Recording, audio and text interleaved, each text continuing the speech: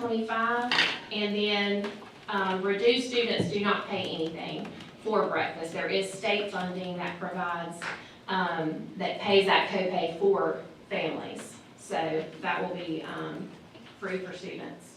Will continue universal free breakfast in 16 of our schools. We basically held everybody harmless. So if they were approved back in 1920, we're just keeping it the same until we have some real numbers to go by with applications and things like that. For lunch, sorry, you're good.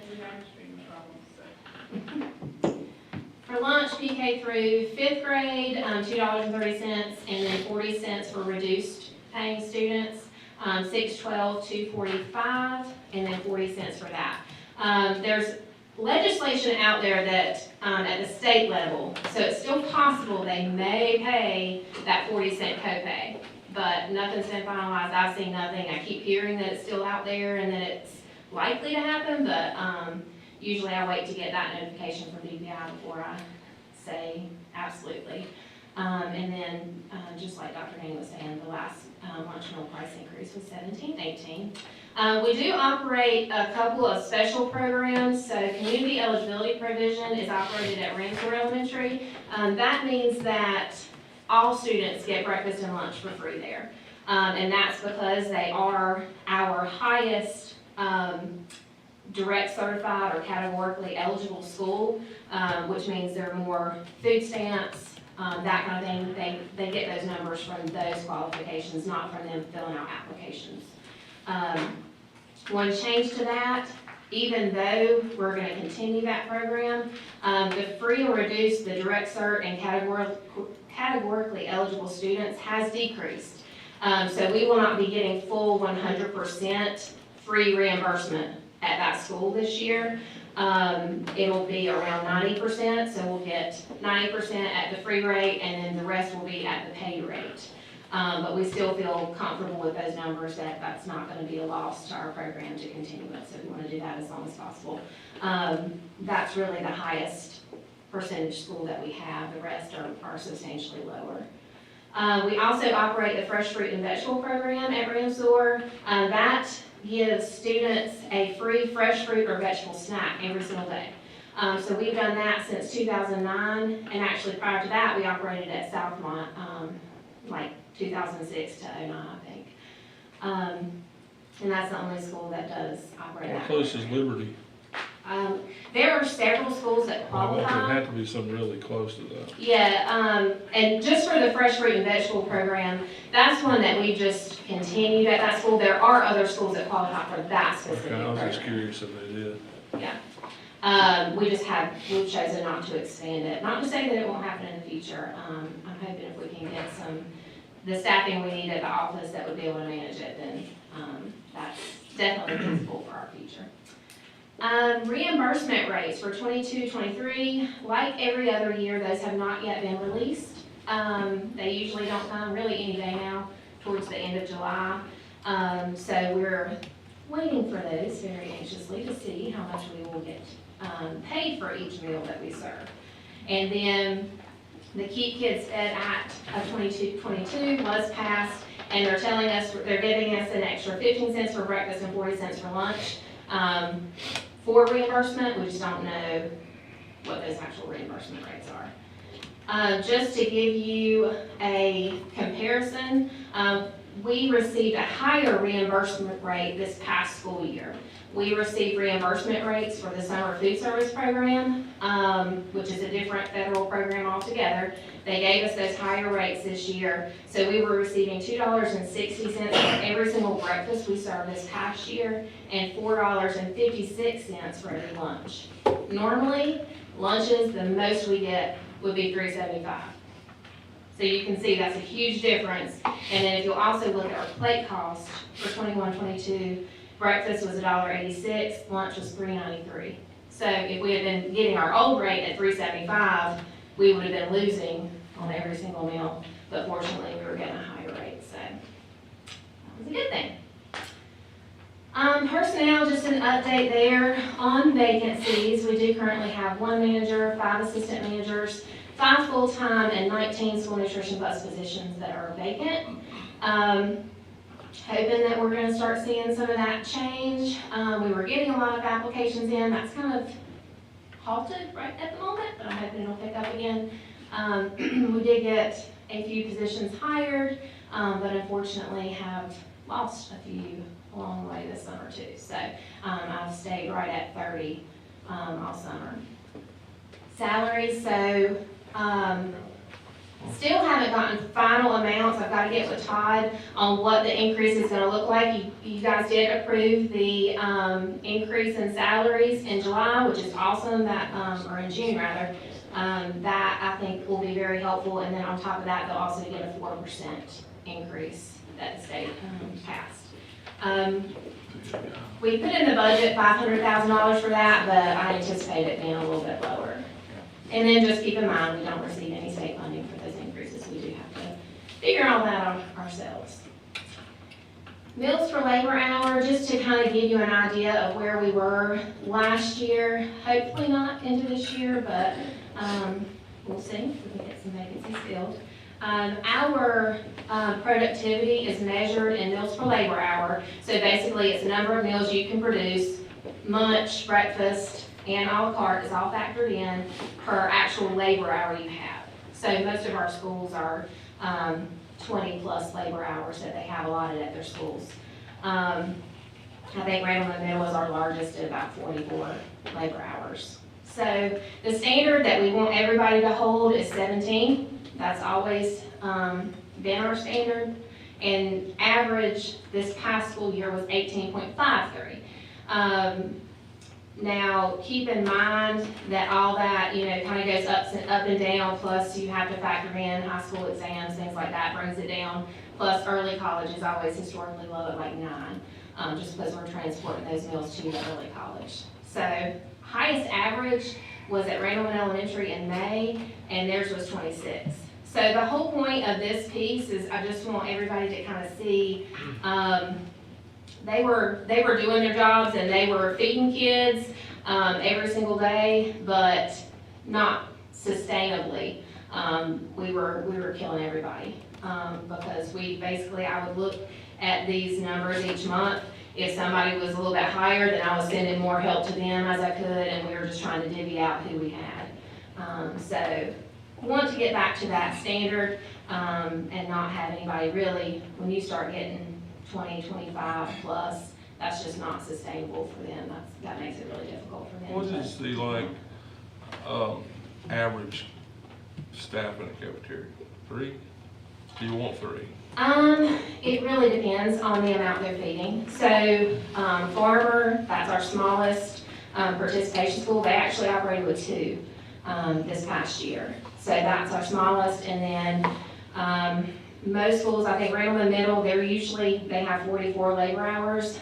They did it with 6 people this year. I think they normally have 8 or 9 people. You ever get in trouble? I mean, if you have one show up, you have to get somebody there that day. Is that, or what happens? If they don't show up? If you only it really have depends. one person, can they do it or be hard? Well, like at a Farmer, they couldn't have done it with less than 2 people. So it really depends on the situation. There's some that, they may be able to get by in a day. If they normally have 6 people and they have 5, they can probably make that work. If you have a school that's working with 2, they'd be in trouble. They would be, yes. And again, they can make it maybe a day if somebody's out. But the problem last year, when you were talking about 10, 14 days, for COVID reasons, then you have to. How are you feeling for this year? You feel good? You feel solid? You need more help? You need more incentives? What do you think? Yeah, We need 30 people. We need 30. More help? I mean, you think incentives would help? What do you think would get more people signing up? I know that's an American question, but what do you think is your place? I think the pay helps, and the pay helps from what I've seen with the increases in retaining more. However, I had, 2 today that I couldn't move forward with even checking references because they told me they couldn't take the pay cut that they would get if they came to. school nutrition. They were both in the medical field, so that one's kind of hard because that's Yeah. usually. You feel like our benefits kind of outweigh other jobs, so. I do. Yeah. I think that we have good benefits. I think that,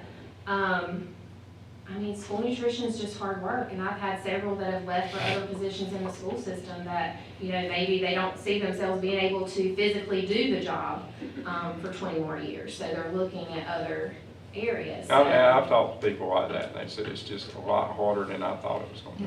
There's still so many people working from home, it's crazy. Yeah, it wouldn't be as hard if they were fully staffed. Yeah. Yeah. That's the. So it's a lot of load issue. on a couple people, small group, yeah. Yeah. Yeah. Have you lost any that went full-time bus driving, or any of them done? Is anybody, I just wondered if they, I know that. Full-time, yeah. We had Candy. Yeah, I didn't know if any of them took the bus full.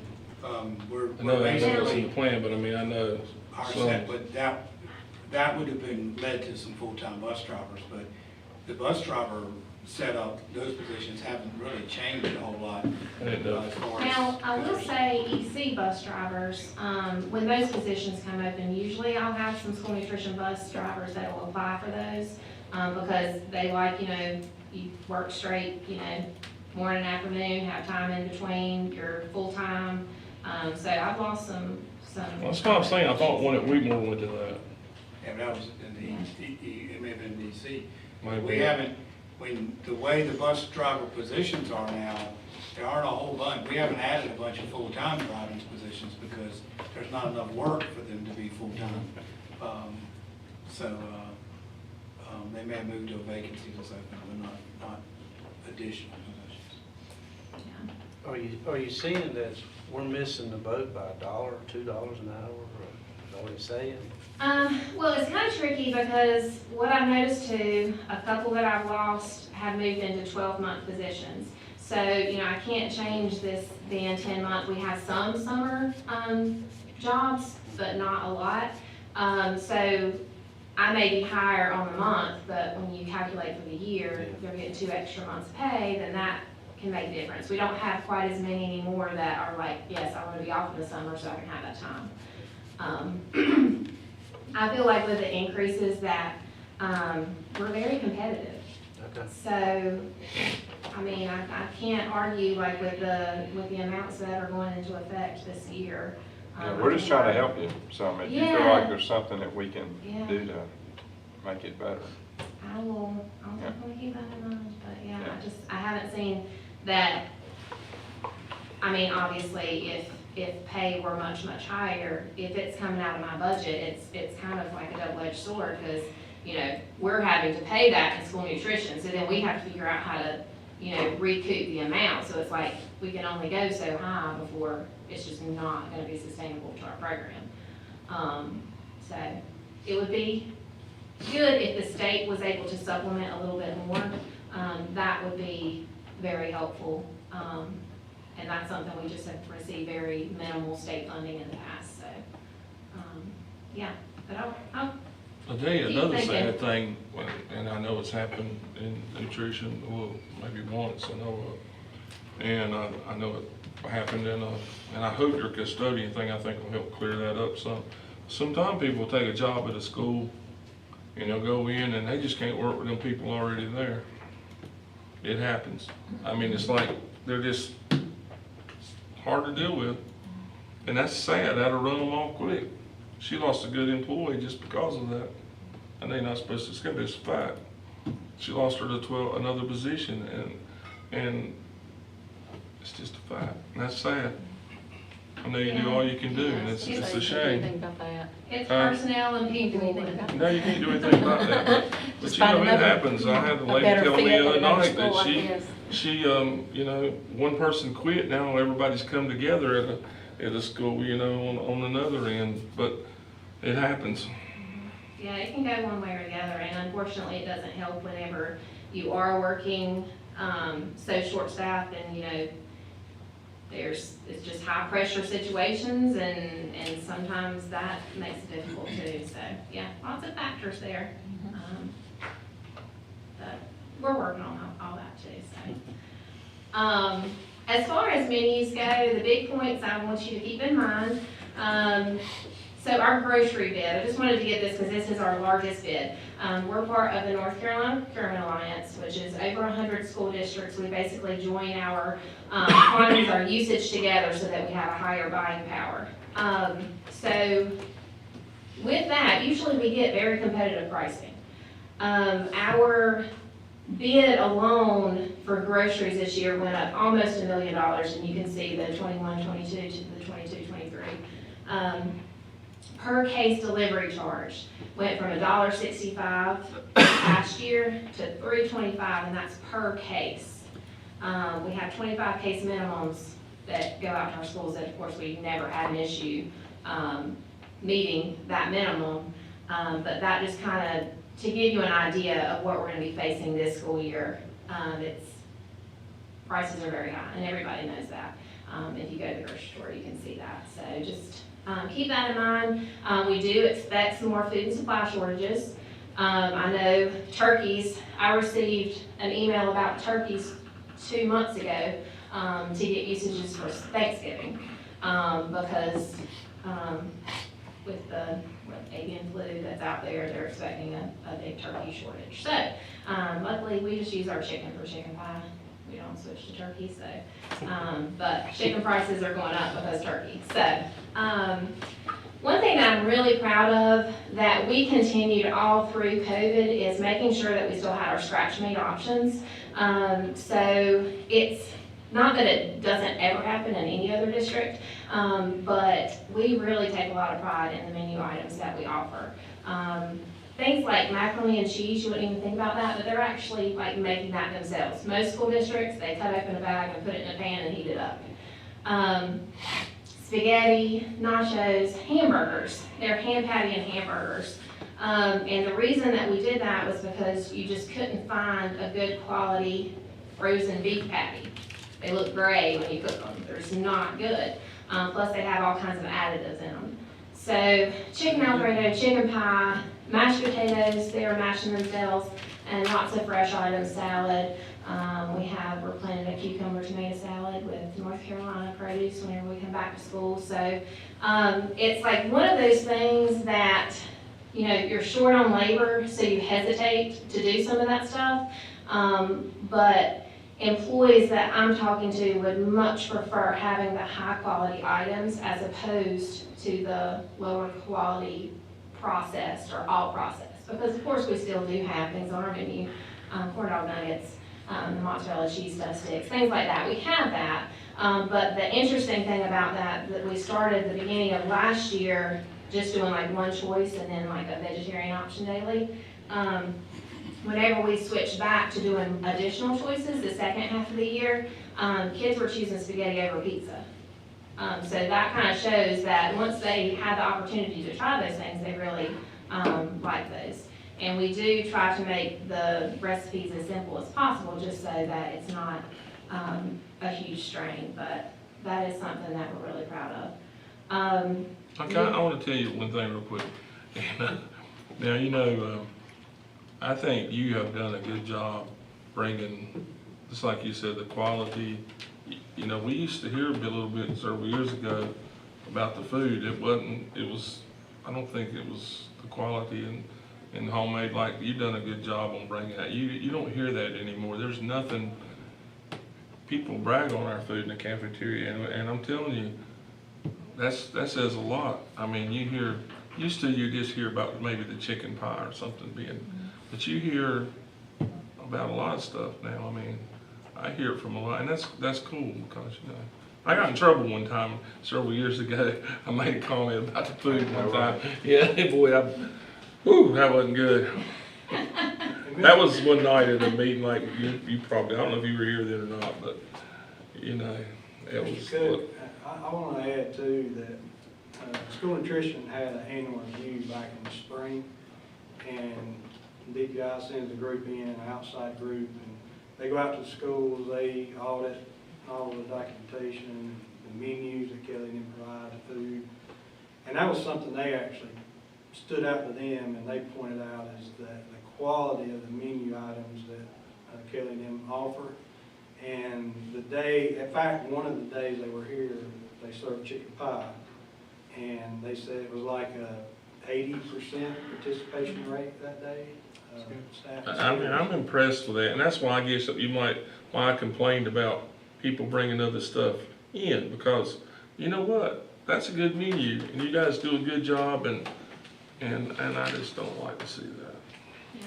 Hopefully that'll go So away. now I wanna show up on chicken pie day. I'm telling you, We're chicken gonna pie, have chicken chicken pie's good. Everybody have to be I there. think they got Chicken farmers on Alfredo, they did that recipe. when I was in school. Yeah, we have And the to make- spaghetti's good. Make sure The what's there. spaghetti used to need some improvement. It's good. You know, We we have have some chicken really, pie we day. have We some like good chicken cooks pie and better, mashed recipe potato. developers. Chicken Alfredo is a close second, that one's really popular too, so there's a stigma with school food, we're trying our best to overcome that stigma, can't always, there's You're doing always a gonna good be job. those big taco pictures that show up on Facebook, but we're trying our best to, Yeah, but it was actually, people come back and cut them back, say, hey, it's good, actually. Jesus Christ could please somebody. If we could, one of those persons that run the. Well, I never liked cooked cabbage, so I ate some of that farm at one time. and I said, Y'all not do soup, do they not make homemade soup anymore? That was the my soup, plate. actually, we had soup on the menu last year, we couldn't do it because we couldn't get I said bowls. that out loud. Because, obviously, haven't too. ended The up soup yet. we're missing, we Grilled could get one of cheese those fries. homemade biscuits about this big. They used to have those when I was in school, and, we still had salt on the table, and I'd salt that biscuit. My Salt God. on the table.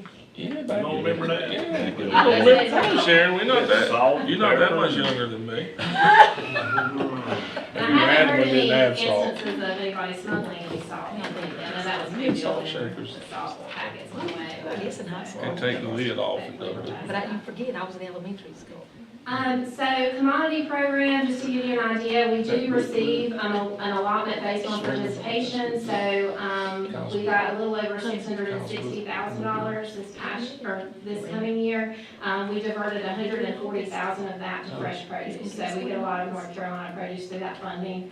And then we also, have a North Carolina Farm to School program that's really big in our state, and, we can purchase additional stuff like our strawberries that come in April and May, that kind of thing. We use our DOD entitlement for that, but we can also purchase if we choose, and we can, choose to purchase North Carolina ground beef. So we did that this past year and plan to do that again. So, comes from either Brasstown beef or Hickory Nut Gap, which are both in the mountains. So we're super proud of that too. And then for this school year, we usually have a menu committee where we invite students, parents, teachers, school nutrition staff, basically anybody that's interested to help us develop menus, to do recipe testing, things like that. We haven't been able to do that in the past couple of years. You volunteered Yes, to we be on can Come in and that. test personally- it. You volunteered to be on That's it, I that. volunteered to be on that. I know, and they put, You got the I'll count- call you it got the straight down the count. middle, you know That's right. that. I'll put you on the interested list. That's Food it. test.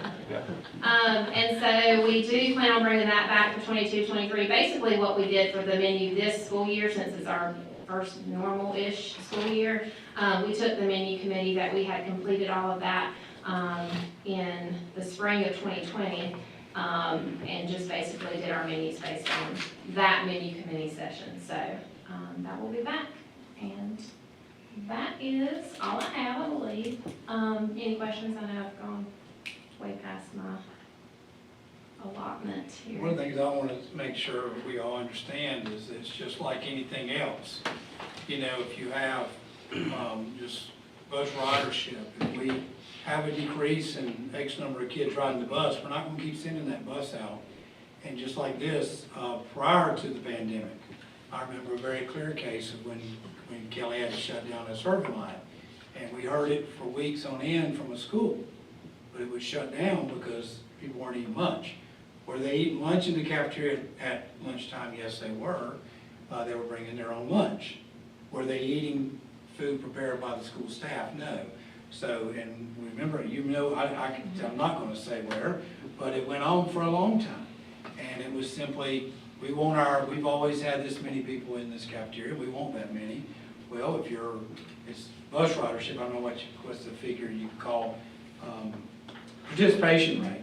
Your participation rate equates to that many staff, and this is becoming even a bigger issue now with our shortages. So, we will continue to focus on it, but, Well, I've heard that. Do you think it's going, how big of an impact, and I do worry about this, is straight up question, gun girl straight. But, okay, now that they're paying for it again, do you worry about a bunch more bringing their lunch? And will that, let's just say, will the impact be tough to deal with? I mean, if I think, there's I think no- it might go the other Oh, way. I hope it goes the other I think it's way. gonna go the other way with the cost of groceries and Groceries everything are high else. too. You can't- Where can they You eat can't cheaper? feed your They kid can't. for They $2. Can't get I it. hope it goes that Yeah, I way. mean, We need to find, it's no mystery, it's no secret, it's all over the state, it's all over the country, and we need to find more our workforce. We hopefully have taken 2 things off the mix, off the issue with the loan and the custodian group. But we need more workforce, because I believe it's gonna go the other way. I hope it Where can does. you get, for the cost of food, you're gonna pay less you're gonna get a good meal for less than if you paid out, and so, and Hopefully I they'll figure remember that back as a high school principal, we had off-campus junior and senior lunch, because our cafeteria was not big enough for what originally was 1,800 kids, which grew to 2,600 kids. But I remember the first couple weeks of school, kids went here and there, and then all of a sudden you'd hear stories, well, we're going to so-and-so's house to eat this week. And parents would buy the lunch meat, the bread, the chips, and then the next week they go to another friend's house and they rotate, because you couldn't afford to eat off campus every day, at a fast food place or whatever. So I believe that you're gonna have some similar dynamics with cost of food and the impact on our program. I think participation rate, maybe I'm wrong, but I think it will go up. I think bus ridership will go up, as gas prices are where they are. I know they've come down a little bit in the last couple of days, but I don't think that's firm. And so anyways, that's my take. But my thing I say is, I think we all need to be aware that it's just like any other business. If a business out in the private sector's business, and they lose revenue by 20%, well, they're probably gonna go in and have 20% of their workforce. So it makes a lot of sense that when participation rate in a program at a school is not where it has been, then you may have to take a line down, and or take staff out, but typically it's take a serving line down. And so, Well, now what happens if they come in, like, and I'm just throwing every angle out there, which they will come in when school starts, and no matter how many times you send that message home, they're not gonna get that message. So they're gonna come in just like before, and I don't know how many days it'll take to register. Probably take a few, probably on purpose. We didn't get the message, we didn't know. Well, What do you, I know you have to feed them the something. teacher will send those forms. Yeah, And we they'll send- have, They'll keep sending But those when do you forms. draw, can you draw the line? we will have to follow the charge policy. So, the charge policy in elementary schools, they can charge, and I think there starts to be some stipulations when it reaches like a $15 limit. I haven't had to deal with it in a couple years, so, middle high is a little bit more strict, so that's when where we say no charges, but then principals can kind of, on a case-by-case basis. So we'll definitely be looking at that, and that's a big thing that our managers are gonna have to, really, Really will. really They'll make like, sure it'll that be they're there. communicating with parents. We're gonna promote this at open houses too. Oh, yeah. Yeah, Yeah. we talked to principals about having, Chromebooks set up at open houses and things like that, and we are just trying to get the word out as much as possible. It is all online now, so they can go online from anywhere, they don't have to fill out a paper application, so we started that pre-COVID, and, As soon as they fill it out online, is it, so once they fill it because I out know online, when it we goes did into. pencil and paper, it took once you turn it in, it was still several weeks before you got approved, so. We have 10 days to process, and so that, has stayed the same. So once they changed the stipulations, now we have to second review every single application. So 2 people have to verify that everything's correct before we can send letters out. But the whole process should not take very long. It's just the beginning of the year, of course. We're using about that whole 10 days just to get them processed. And the message the other night had the online link and everything to it, so we'll just run that we can run that message multiple times between now and, we're just going to flood, because you're right, it's gonna be a change. I'm impressed that you had that many people after just his one Yeah, I thought that was message good. went home, that you, what'd you say, 250 Yeah. people were on the, I'm impressed that you even had 250 That's people. pretty listen to strong, the I'm message. sure. Yeah. Much less take the time to call and say. And then something else, the direct certification process, so that, there's a pilot now that Medicaid approved students are gonna be eligible for free meals. So we're hoping we pull all of that data from the state, so food stamps, all of that. So I'm hoping that'll pick up a lot more students automatically, and then we won't have to have an application form. How much are adult meals? Pretty tight. We don't cost things out for adult, like a meal price. It's all à la carte, so it's based on what they choose. So if a parent comes through the line, they just pick, they don't get an adult tray? Right, yeah, they can just pick whatever they want. Okay. Yeah. I have a question, and I understand all the health issues. My mother ran a restaurant all her life. And we have it all through our schools. These simple little things in the cafeteria, just the simple things that maybe we don't want this person doing. We have peer helpers for everything. Why can't students gain credit by doing simple things in the cafeteria during lunch? I know that there's some safety things that. Yeah, I mean, I understand all that. But we did try to get something started with CTE program about doing like an internship, and we, at a couple schools. But that never came into play. I think that was right around when COVID hit. But in terms of other things, I'm not sure what the stipulations would be for student helpers to. I mean, if it was just for like serving lines or making sure the tables are clean or, you know, whatever. And I know a lot of these kids, you give them credit for doing that. You know, they'll go in there and do whatever. We have them all over the school and media center and the offices and. So once you go into the kitchen, you know, obviously there's training that would have to be involved Right. there. Outside dining room, that wouldn't be my area of expertise, but. We can look at that, we'd have to be careful with, you know, Yeah. child labor and stuff like that. Yeah, I mean, I understand that, but I mean, I just thought if it was, When we was in school, when we was in high school, we go there and stack the chairs, unstack the chairs, and mop the Yep. floors. We'd get donuts and pizza. Leftover. We'd get Ours wasn't a free choice. food for work. yeah. Okay, Thank you. just curious. Kelly, just, one of the things you said a little while ago, just so the board knows this, I think it was 14, 15, and 15, 16, we went down the path of universal free breakfast across the system. When those the 2 years, and we had a pretty huge financial loss, we had to pull that back in.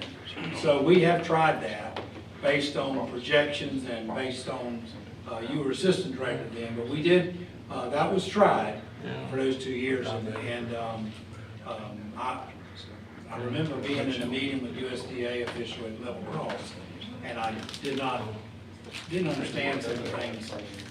Some of the things they do matched us, but we got excluded from some things there. I mean, you remember my comments that day where I was kind of taken back that we were matching a lot of things that they were talking about that day. But at any rate, we did try that across the system, and we could not sustain that. And part of it was the participation rate in the breakfast program led to enough reimbursement to cover. Is that correct? Right. And then we needed a 60% participation rate and couldn't get there. So that was, you know, we've gone down there at one point too. And, who knows, maybe one day we'll try that again. But that was a pretty big hit we took financially for those 2 years. But in credit, the program was able to sustain it, and that's why we tried. All of those, can I go back and eat lunch with Farmer this year? In my farm, we used to go over there and eat all the time. visitor policy. I'm good with it. As long as you're paying, it doesn't matter. Well, we paying, but hey, it's cheaper to go spend $4 versus $10 for lunch. You could help things out, you guys would leave a tip. All right, board members, next item, we have policy 6140, which says we will give you update you periodically on our School Health Advisory Committee and its work. It's also called the SHAC Committee. And Edwina heads this up, so we always bring it to you in July as our update to you, so it's in your packet. So I'll turn it over to Edwina, Executive Director for Administrative Services for Students, and she also, as you know, does driver ed. But we won't be talking about driver's education here. Good afternoon. As Dr. Gainey has shared, the School Health Advisory Council, which we typically call SHAC, is an advisory committee that assists with student health concerns, and we also work to promote student and employee health and wellness and compliance with the state and federal government. So I'm going to start by saying I'm going to also promote your health and wellness. We have encouraged our staff and our students to take a break during the summer, refresh, get rejuvenated.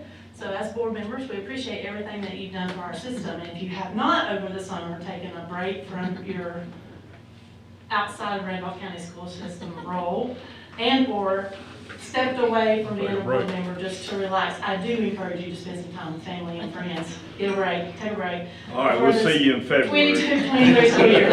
I can't give you permission to miss a board meeting, but I do encourage you to take a break.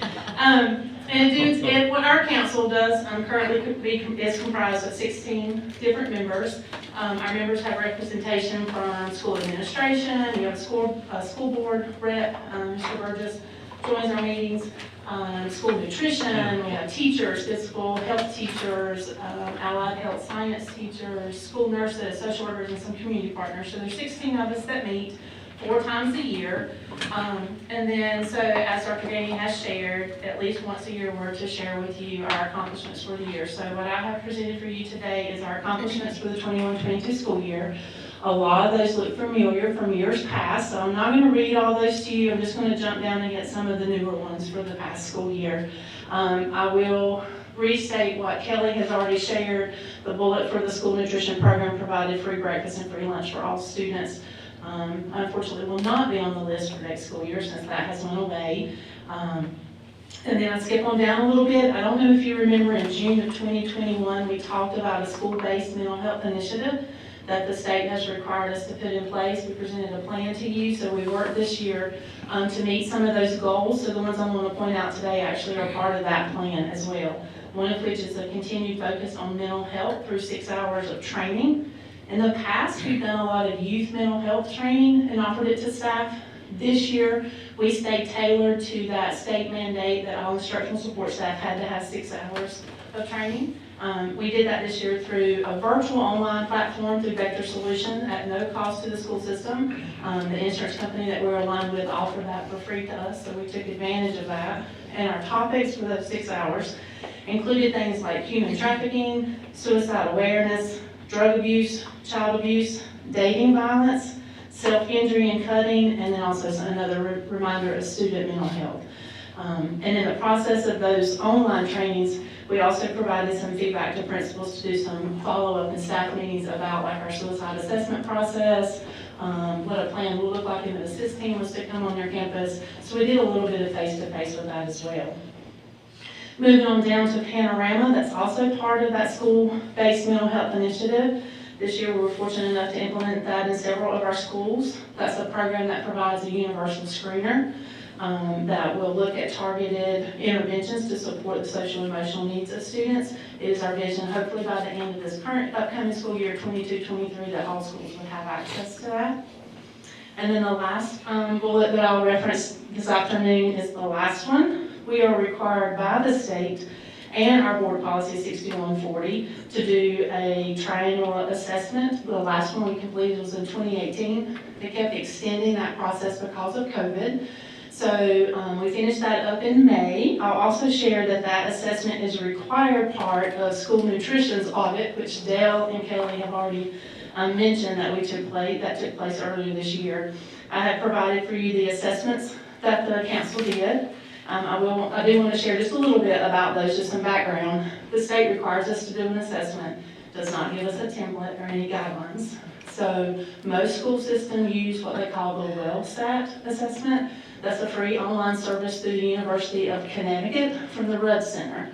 So that's what we use for the district policy assessment. So if you do look at that data, there are some areas where we may have rated 0.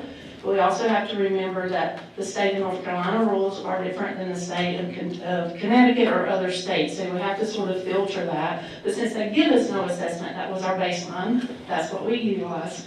And a part of that WellStat, they also give you something for schools to assess how they are implementing our policy. And so what we did, instead of doing the big WellStat that's available online, we tailored it down as a council members and give a survey out to all of our schools to do school implementation assessment. So that assessment, if you look at that, we were asking them questions specifically about board policy 6140 and where does your school align with meeting that policy. So that's where that data comes from.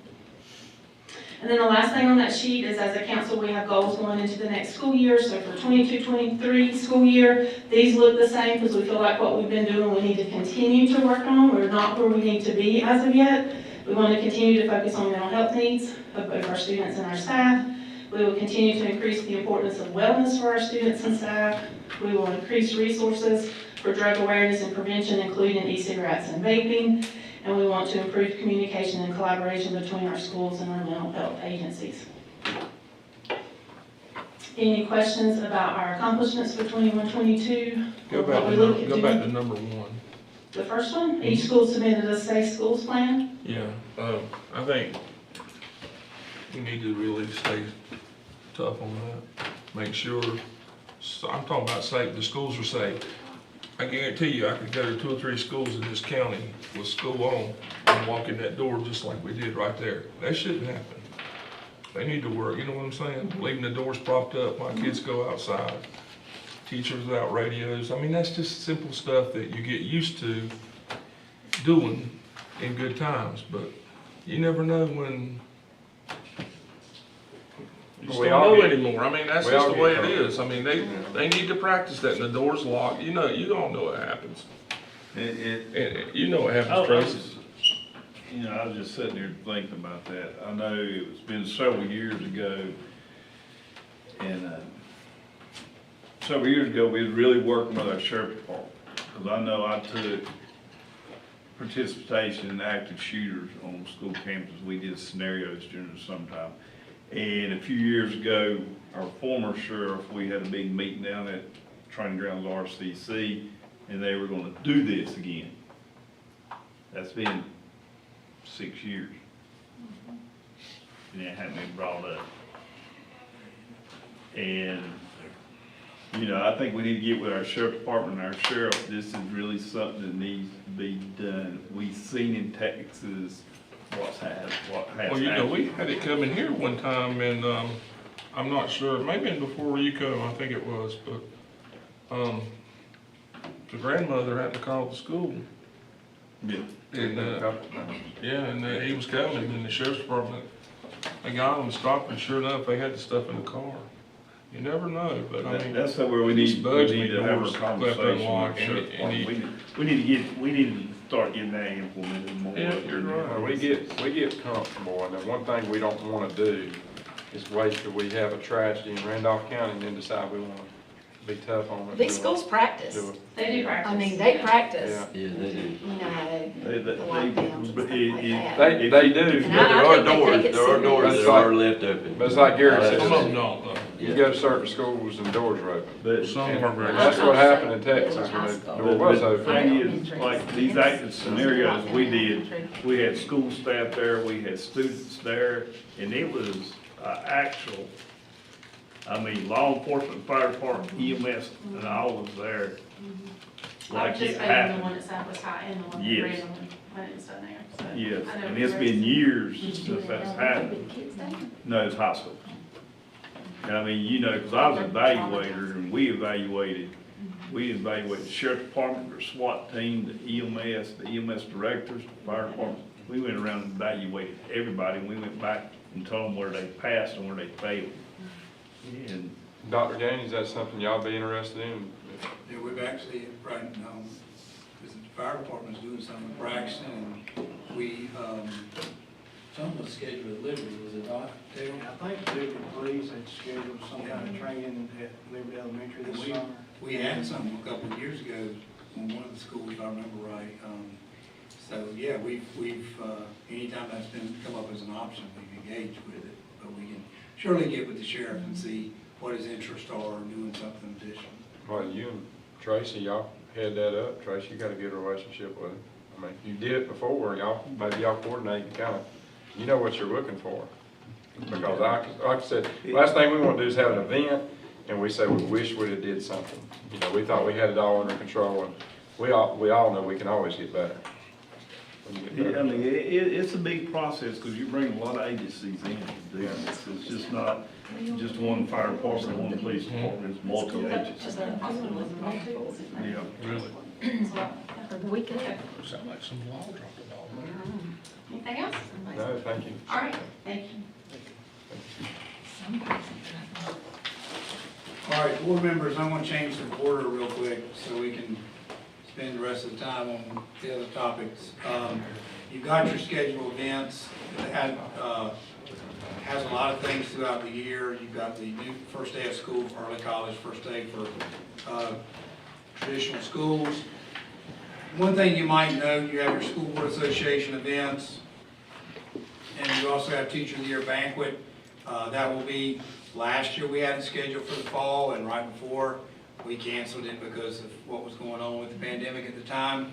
So we have it scheduled for the 13th again, 13th of September again, so hopefully it will go and you see the other things at the end, the retirement banquet and the employee recognition on it. So next thing I want to share, I want to just talk to you a little bit. This has come up multiple times, and just want to share where we are and get your feedback. And Pastor wanted to help me with some notes, but a couple of things that have come up is, and they're on the agenda for where you see it, cell phones, vapes, and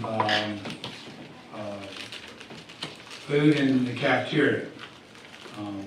So just as a point of reference before we start the discussion, every child gets, we've been cutting back over time with the hard copy because now we have the electronic version, and it's a very accessible document. Rule 12, when we start talking about, let's go first, cell phones, I think it's the first thing on the list, is it not? Cell phones. So in our code of conduct, board policy 4300, we have a rule 24, use of wireless devices, and it does spell out, I won't read it all to you, but you should have it at your desk. It's attached. We attached this afternoon. So it talks about in the bottom, the last part, consequences for unauthorized use. School employees may immediately confiscate any wireless communication devices that are owned, used, displayed, or visible in violation of this policy. Absent compelling and unusual circumstances, confiscated wireless communication devices will return only to the student's parent. The following factors should be considered when determining appropriate consequences: whether the wireless communication device was used to reproduce images of tests, obtain unauthorized access to school information, or assist students in any aspect of their instructional program in a manner that violates any school board policy, administrative regulation, or school rule. 2, to bully or harass other students. 3, to send explicit text messages. 4, to take and/or send explicit photographs. 5, in any other manner that would make more severe disciplinary consequences appropriate. So in our code of conduct, and we'll talk about the vaping in a minute, in our code of conduct, we have guideline consequences, and on this one, it ranges from confiscation of the item. It could wind up into some kind of after-school detention. It could wind up in-school suspension, or it could wind up in out-of-school suspension. I also want to make, one of the things that complicates this issue somewhat is that we, as a school system, back in the fall of 2014, went with bring your own device, bring your own technology, bring your own device, movement in fall of 14 for high schools and middle schools, and January, February of 15 for elementary schools. That time period, that was in board meetings. Students, when they bring their own technology, there's a student agreement, and they sign this. They're expected to sign this. And in this agreement, it says the technology must be a couple items. Student takes full responsibility for security of his device. Student's responsible for support and proper care of his device. And that keeps us from winding up with a bunch of bills. A kid brings their device and winds up losing it. Personal devices shall be charged prior to bringing to school. Technology must be in silent mode while on school campuses and while riding school buses. Technology may not be used to cheat on assignments or tests, and I think that's something that's come up. They may not use the devices to record, transmit, or post photos or videos of a person or persons on campus, nor can any images or video recorded at school be transmitted or posted at any time without the permission of the teacher. Use of social media is strictly prohibited for non-educational use. The student will comply with the teacher's request to shut down or turn off the device, which in conversations with some of you in the last month or so, that maybe that's the piece of it there is one of the big pieces of this is what are they doing when they shouldn't be on, or what are they doing when it's not part of the activity in the class, and are they listening to what's being asked of them? I will tell you, one of the things I would think we want to avoid is just like probably anything else. You know, if we start taking things from people, then you're going to get into that issue of it's my property and it's going to wind up being a struggle that could lead to other things. So, is it a reasonable request for someone to be asked to turn off their device or put their device away? If it's not something needed at the time, yes, that's reasonable. And it's, so that obviously has, to me, it really as a principal got away from a reasonable request really sometimes doesn't have anything to do with if you're wearing your hat. It's reasonable for me to ask you to take your hat off if we don't wear hats in the building. So that's what you really were violating with me as a principal, is a reasonable request. A reasonable request for a teacher, which translates to a principal, is you're disrupting my class with your phone. It's reasonable to ask the child to put their phone away or quit disrupting class.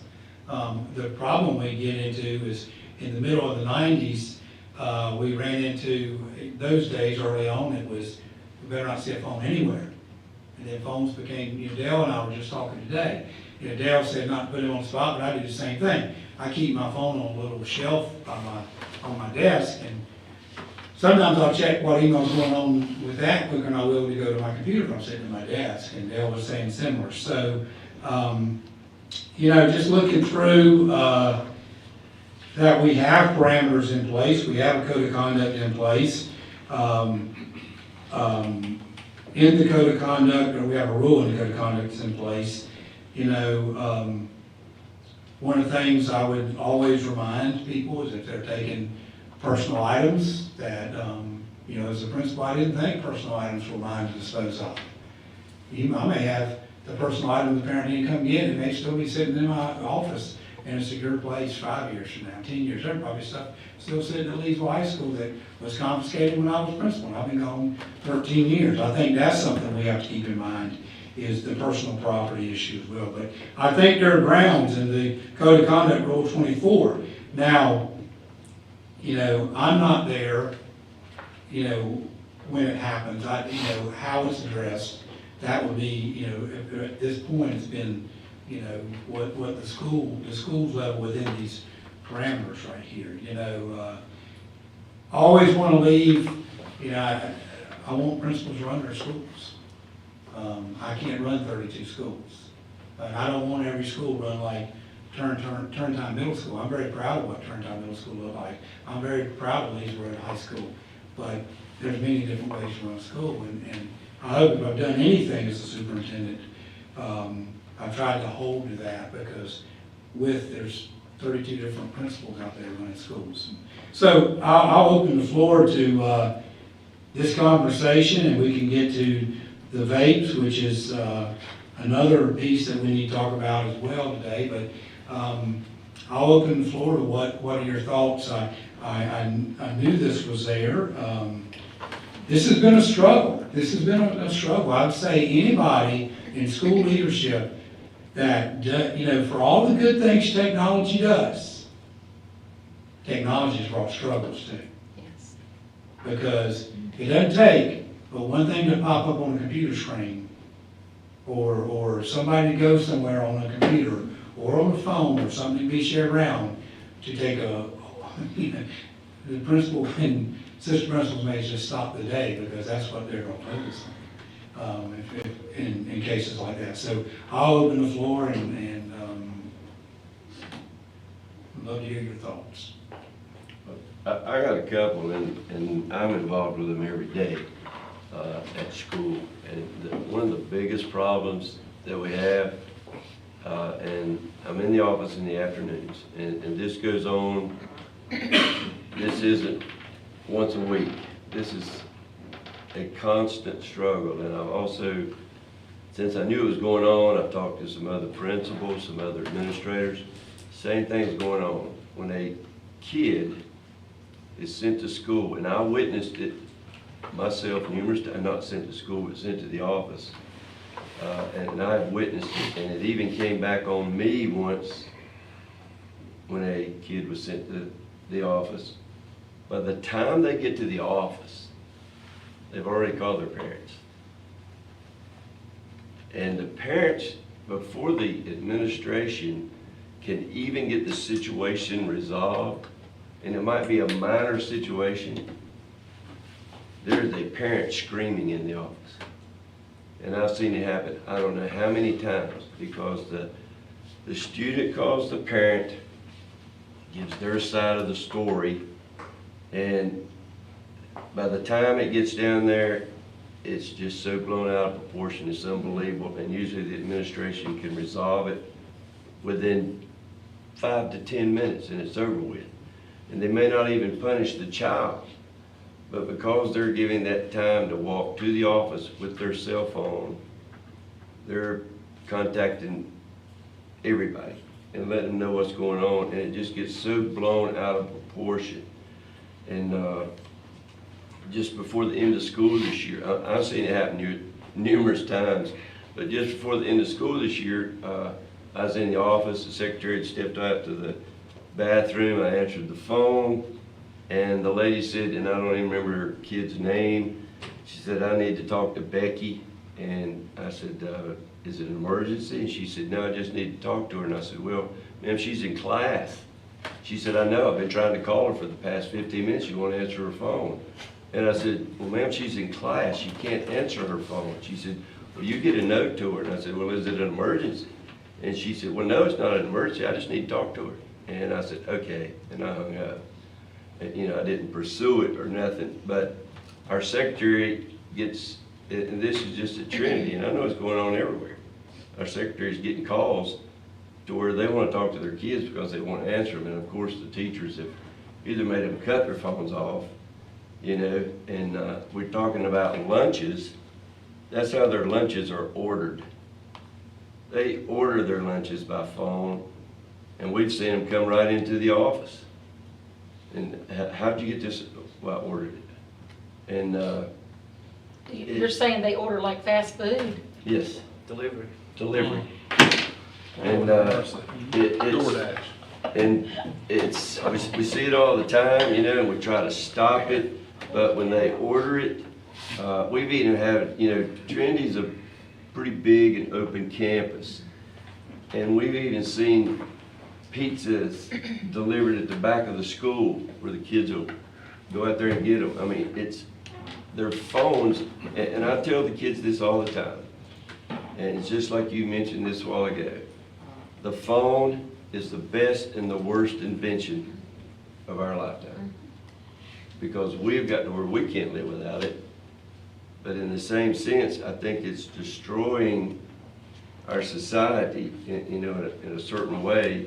And I sent something out, I don't know if, I'm not that good at technology, but I tried to send it to some of you about, one of my, athletes, her senior paper was on cell phones, and it was excuse me, it was amazing. I couldn't believe everything that she discovered and found out about it, and for me, I'm with about 100 kids daily, and every one of them, the first thing I ask them to do is put their cell phones up, and they put them up. I've never had one, not one, say, no, I'm not gonna do it. Every one of them's done it. They put them up. And I've never had a problem with it, but I know, I hear teachers talk about it all the time, you know, they'll ask to put them up. But, you know, you're gonna have Joe Smith back there that's got his phone under his desk, and, you know, I think somehow it's got to be under control to where, again, if a student is sent to the office, their phone stays in that room. I don't know how you can do it, I don't know what the liabilities are, but it happened to me, and within 15 minutes after a girl found out something about one of the sports that I coached, and she had quit the team, but I didn't involve her in the awards program, she sent a thing to her mom, and her mom wrote a dissertation on Facebook about me. And when people contacted me and told me about it, and I started reading it, I got in the first paragraph to it, and I said, we need to hang this guy. And then I realized they was talking about me. I mean, it was just unbelievable, the things she said. And just because of a miscommunication in the change of words. So within minutes, I think it's really hard on our administration for these kids. I think most of them can be reprimanded in seconds.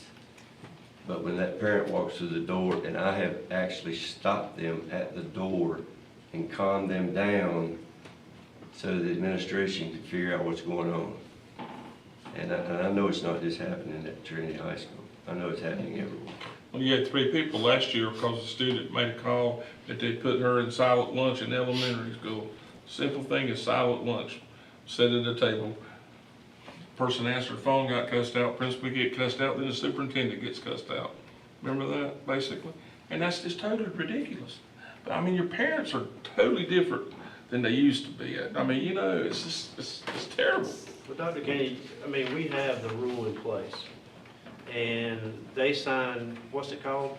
It's it's part of, Mr. Cutler, it's part of the technology, it's part of board policy 320, it's called the Bring Your Own Technology Student Agreement. Okay, they sign that. We need to enforce What it. I think is the enforcement of it. Yeah. It's got to be across the board, every school. I know we want the principals to be able to run their schools the way they are, but if the principals are not following these rules, then there's got to be consequences, not only for the student, but for the administration of the school. Teachers need to put them up. So That's maybe it. we, That's it. Parents will It tell says the it teachers, clearly on here, teachers do it, put them up. this is the rule, this is how it is, and that's just it. The piece that stands out to me is, the use of, and I'm sorry, Mr. Cutler, when we spoke Friday morning, I misread your text. We were talking about the policies and the death. Oh, yeah. We didn't get them posted, but we didn't post this. I didn't think to post this, but it says number 7, the use of social media is strictly prohibited for non-educational use. Student will comply with teacher's request to shut down and turn off the device. What I'm hearing the board say is this, that you would like this reinforced with the principals, and we will be with them on August 3rd, and we need to reinforce this with children. And if it's not for educational use, we need to figure out how to protect it. Well, we need to do it, and the thing is, we need to educate your staff, and they can sit and deny it, but I've seen it with my own eyes. You get in the classroom, they got some lull time, these CTE programs where you got kids out and about doing stuff, and all of them are not busy. And the teachers, you know, I'm over here working with these 3 kids and the other kids out doing something, just, you know, extracurricular activity, you know, go get on your phone. You know, we gotta have our staff, I mean, straight through. Yeah, in the English class or math class, it's probably easier. Easier to do. It's easier to say, put your phones up and don't do this, but you get these other classes where outside or doing this here, and the teachers sort of let it. It's Get instructional by. time. I It doesn't mean, matter if you're inside or out. well, it directly is, it's right, but like I say, it's gotta be across the board, Sometimes whether your it's. students It tell leads their over teachers to other parts. X and Yeah, Y. if you let them get by in this Text all class, the they time. think they can get by in this other class. One thing that I've noticed that when, and all the kids I'm involved with, and I've talked to some of the other, which I'm around coaches more, but one of the things that I have noticed over the past several years, and I've even made notes of it and stuff like that. You know, the kids come in to practice or whatever, and they do it automatically. I mean, they will cut their phones off, put them in their lockers or in their cubbies, whatever they're doing. And what I have noticed, I got really strict on this several years ago, and what I've really noticed is they all start talking to each other. Now, y'all might think that's Like the nothing. good old days. They socialize. They start talking to each other. And before that, I could listen in the locker room and I didn't hear nothing. I heard nothing. And why? Because every one of them was on their phone. We got As soon as the, that phone went into the locker room, they started having conversations and you know, we got to enforce it, we gotta make our staff, that each staff member, no matter what they're doing, enforces it the same. and I think they need to understand, and I hope we are, that the board is supporting the administration and the teachers. If, you know, It's if a making their parent, jobs easier. yeah, it just makes the parents, all we heard during COVID was they wanted us to teach their kids.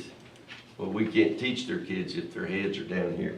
We just can't do it. You know, and I think if they want their kids to learn, they've got to get this out of their hands and get their attention back toward the teacher.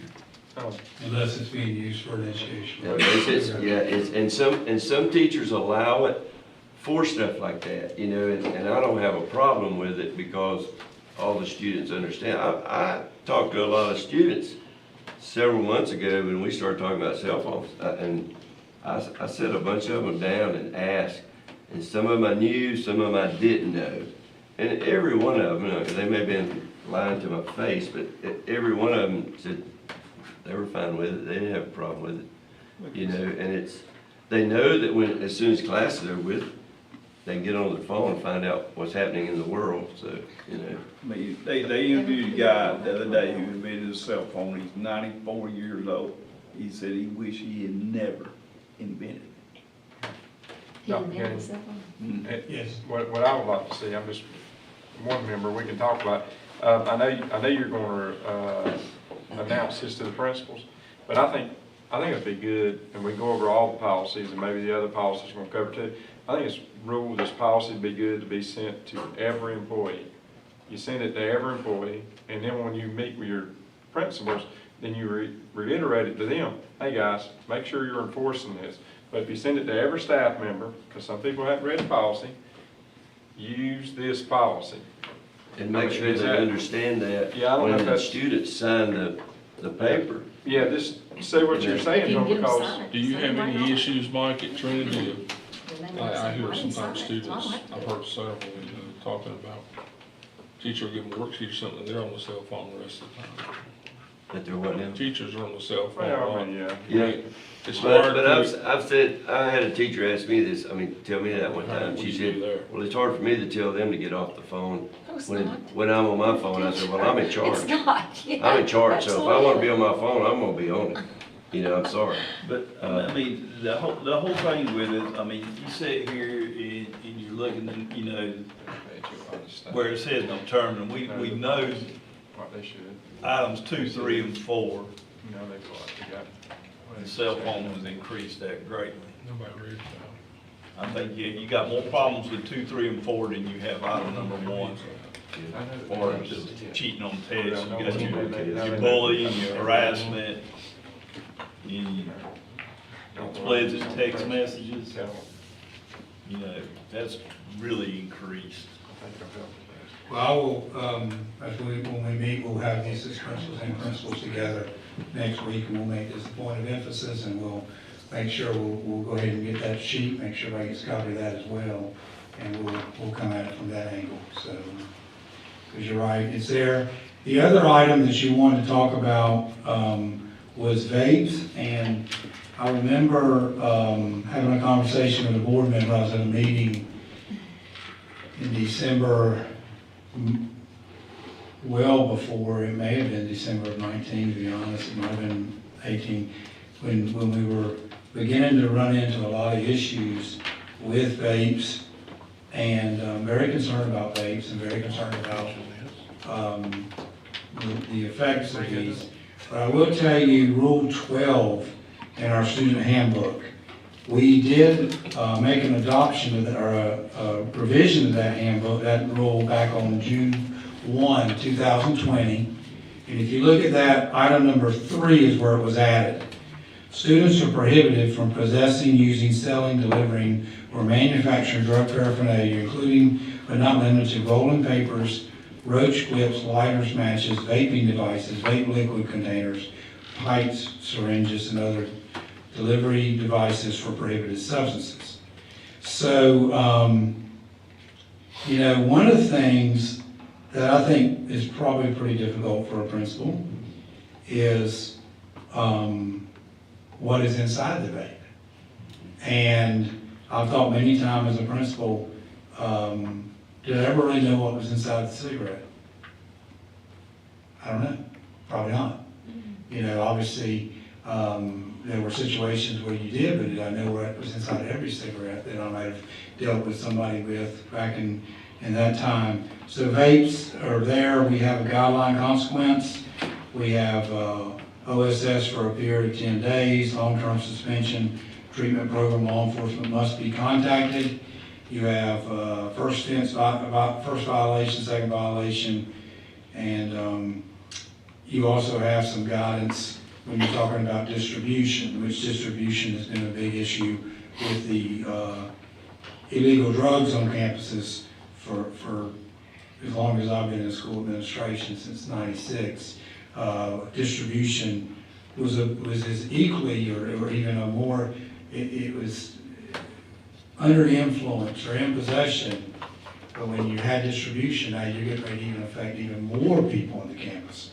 And so it's always been spelled out. Every school system I've been in, distribution's had its own special category.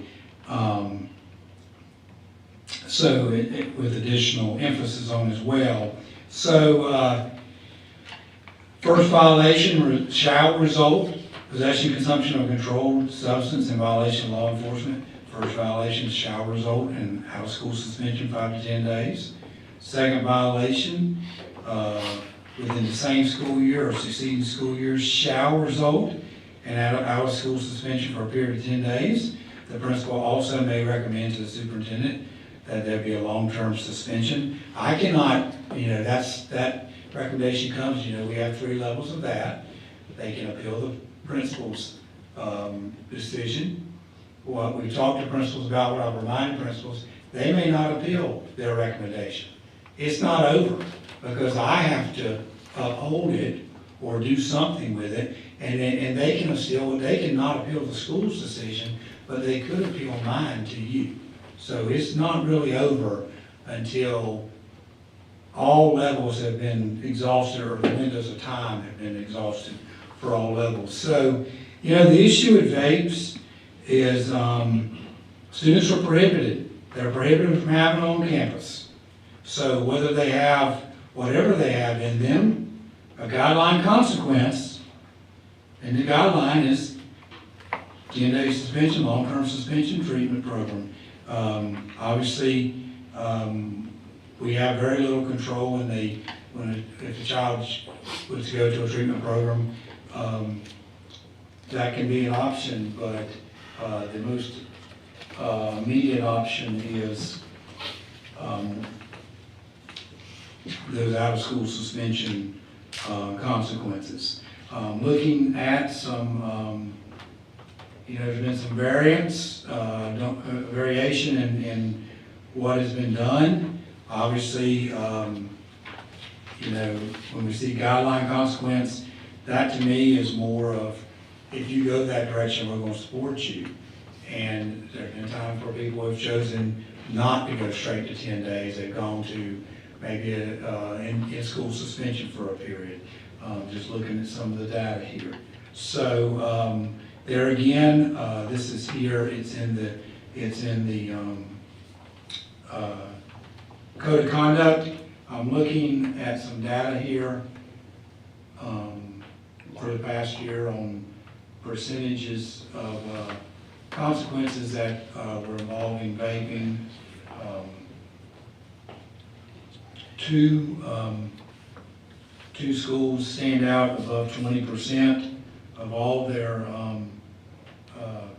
consequences. There's a couple, and looking at all the schools across the board, there's a couple that are double digits. So again, I think this is probably a discussion. What are we doing with it? What are you doing with it on campus? Is it time to, and I want to be, the principals are working with kids.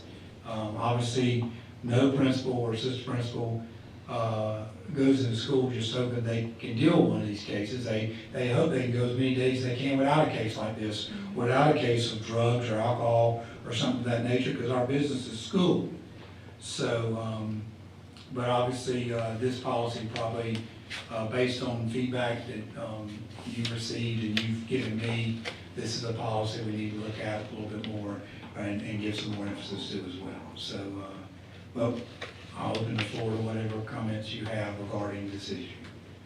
This is an issue just like, it's just like the cell phones. It's all over, away from campus, and so many things come to campus and from out in society as well, and we'll just continue to work at it. But I'd love to hear your comments as well. I'd like to ask Mike, you're in the locker room, I know you see it, what happens at Trinity when you get caught vaping, and like, probably gym would be a good place. I got two things. One, don't think that the good guy, the good girl's not vaping. Don't think that, because I know it's not the truth. And I'll give you two incidents. And one, I had a guy that his personality changed. I mean, it changed. I mean, it wasn't horrible, but it changed. And we could see it, the kids could see it, and I benched him. And his dad came to me, wanted to know what was going on. Of course, it's kind of like the alcohol thing. I don't see it, so I can't say he's drinking, and I don't see him vaping, but I know he's vaping. I mean, all the kids are telling me and everything. And so I told the dad, I said, sit down and talk to him. Let him tell you what's wrong. And the father was adamant about it, and he did. And he found out about it, and I'm gonna say within 2 to 3 weeks, I seen the kid come back to reality. He was back among us. And the dad, came to me and said, it will never happen again, I promise you. And so I seen the personality change of something I didn't know about. And then I had a girl that was in a 4th period PE class, and all the girls were telling me she was vaping. Again, I didn't see it. But I don't know if y'all remember the story. It's been 2 or 3 years ago, and I don't even know what high school it was, but I was able to find it on Google or whatever it was, but it was on the news. And they interviewed her, showed her in the hospital, and she was walking across campus, collapsed and fell right to the ground, almost died. And rushed her to the hospital.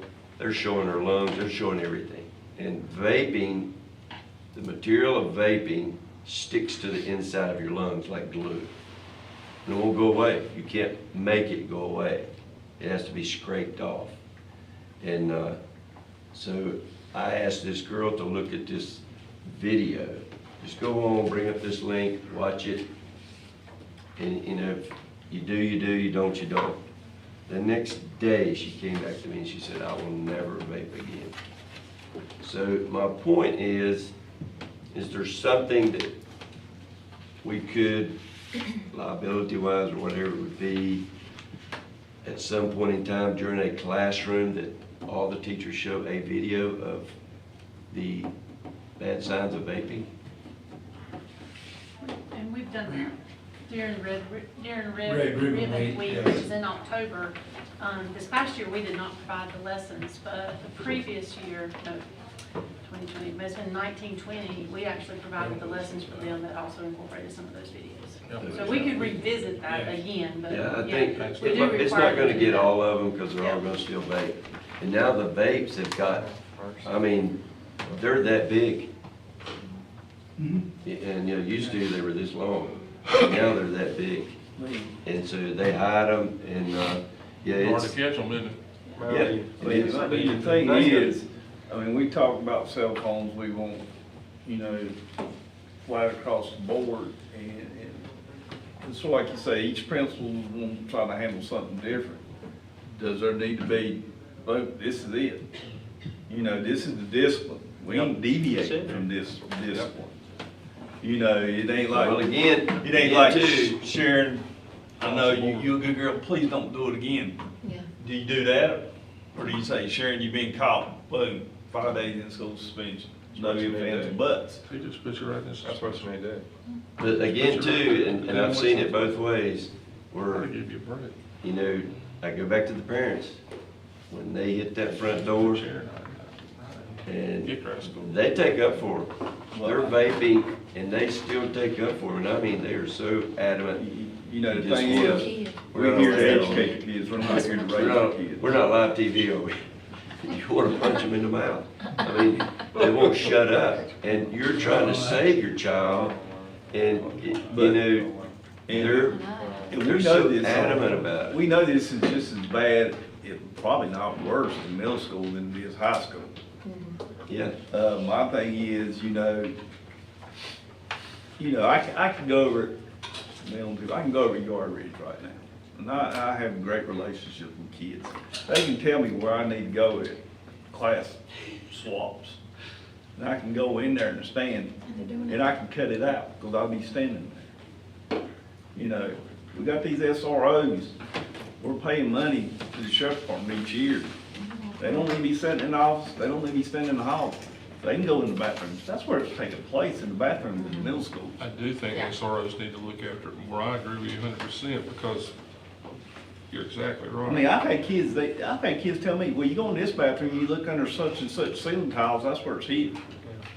Well, I know, they know what's really in it. we can't police them at home, but when they're in No. our house, when they're in our school, When they're on our property. they need to follow our rules. I agree with Tracy, across the board. And you know what's gonna happen? That star athlete or somebody's gonna get caught. But you know what? That's gonna be the example. And that's when it's gonna be set, and everybody else gonna say, you know what? It happened to Gary. It can happen to anybody. I didn't wanna do Sharon again. But yeah, but really, it's gotta be across the board. And my thing is, it ain't just the vape, and Mike, you're talking about the vape, and it's bad, but it's what they're putting in it, it's the marijuana, what's gonna happen with fentanyl, what happens when Could you get share Scary. kids, what if they put something in there and everybody thinks it's funny, and they say, here, Gary, you try it. And they got fentanyl in there, and then all of a sudden, we got Little somebody. Gary's dead. And then we're sitting there, and we know they're in the locker room doing it, we know when they're Come doing back to it, us. but we're saying, School system. you know, we're saying we can't win that battle, we just gotta keep fighting it. We gotta keep fighting that battle, because somebody's gonna end up dying, Yeah. and I know, I know of a kid passed out, ambulance called, seizured out, More Randolph than County once, wasn't Schools, busted her head, Mhm. and, you know, it happens. And I guess we don't all hear about it because they're minors, but they're calling 911 and it happens. And I said it, I think it was me and you the ones that had a phone call there a couple years ago. If somebody dies, it's not gonna be on me, I don't think anybody on this board. I agree with Tracy totally, we're gonna force it across the board, no questions. I mean, You have to ask SROs to step No up to the questions. plate. Yeah, we I've just, been to these calls, Gotta do where it. minors is overdosed. See 'em pass out, ain't And the new thing we're gonna have to combat, once you you combat the vapes. The gummies is something you're gonna have to combat that's gonna be even twice as hard to combat. There's alcohol in the gummies. No, there's THC in Yeah, gummies. well, alcohol too, they're doing alcohol. Cause I've been to calls where these kids are overdosing on gummies. And it's not a pretty sight. So we need to police our house. Yeah. I mean, yeah, you hate to get to that point, but, you know, rules is made to be followed, laws are made to be And I followed. think it's easier if it starts here, Deviate coming out from- from here, and it takes. We're trying Yes, to it have. protect the kids. And if again, we go back to the Exactly. videos Look, and, it was best for the you know, maybe kids. find something in there on gummies. I ain't heard that much about them yet, but I'm sure I will. Like I seen them. Oh, you know, you take one or two, you're fine. It was in But when you go to Rockville. somebody and they took 200 milligrams of THC, that ain't a pretty sight when they're 14 years old. They stick to our guns.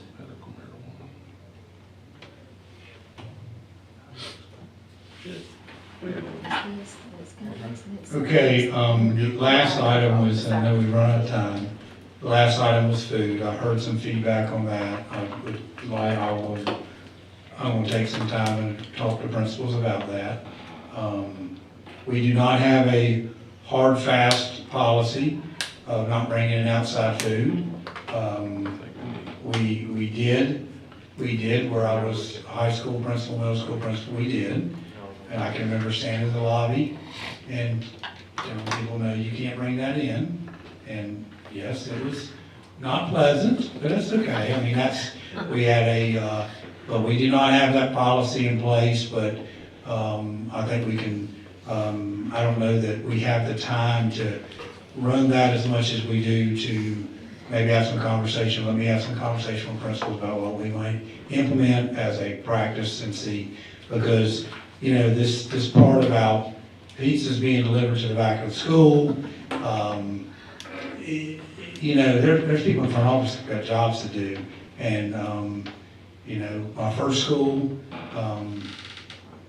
there was a particular day of the year, you probably guess, when I couldn't have FEMA staff because there were so many flowers delivered that day. And that was the last time we did that. And I was not very popular out among the florist in town, but it was such a distraction, we couldn't have school, and it was very difficult. So, at any rate, I will put that on the list. I will address the vapes. You know, you have some schools that I think actually probably do that now.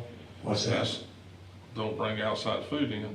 I know one principal told me I don't allow it. There again, that's something across the board, that's a simple fix. You just don't do it, especially if she's dependent on revenue. I mean, she's gonna need every dollar she can get, and if they wanna come in and eat with their kids, by golly, it's in our house, you eat our food or you don't come. I'd make that one simple, that's the easiest one you gotta walk. Well, you still have a child bringing their lunch. I mean, you got that, but I'm just talking I'm about talking coming about in, you know. yeah. If The they're delivery not of coming in food with is, McDonald's or Chick-fil-A, I hope. You got a whole at least bunch of dummy it other, up.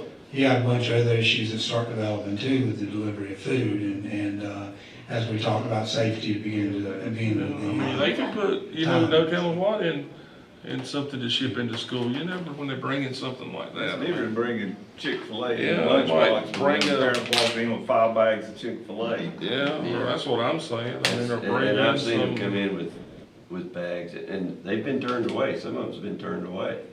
You could slip something in bags and bring it You in. come in with You food could like that. Have some new it's- vapes in the you know, bag. we don't take it. Well, it hurts. Or a gun. I think it hurts. Lunch. I think Gary said something about it before at another board meeting. I think it hurts at the elementary level, especially, let's say kids come in and mom and dad do got 6 bags of Chick-fil-A, and the other kid there, he can't afford Chick-fil-A at all. and his I'm gonna feelings bring are hurt. little Johnny's friend Well, there's- something today. It's Yeah, bad. I'm Johnny's friend, and now my feelings are hurt, because I can't eat it, and they can't afford It's the it. same group that takes little Johnny and their 6 friends out on a limo, while there's other kids just stand there and watch with tears in their eyes because they may never ride one. I mean, it happens, but it's still. From school. But I told, Yes, if you I talked to Gary about this special occasions, earlier. They do that. There are situations where people have allergies, peanut allergies and things like that, and they're gonna have to be able to bring their food. They the ones in the But it's out of control.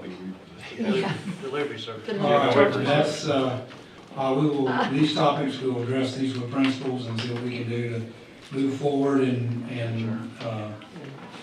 get better in these areas. So, we'll will address this or I will address this with principals and work with them, see what we can do, to improve in these areas. That's what we have, that's the last thing we have on the agenda for work session, so.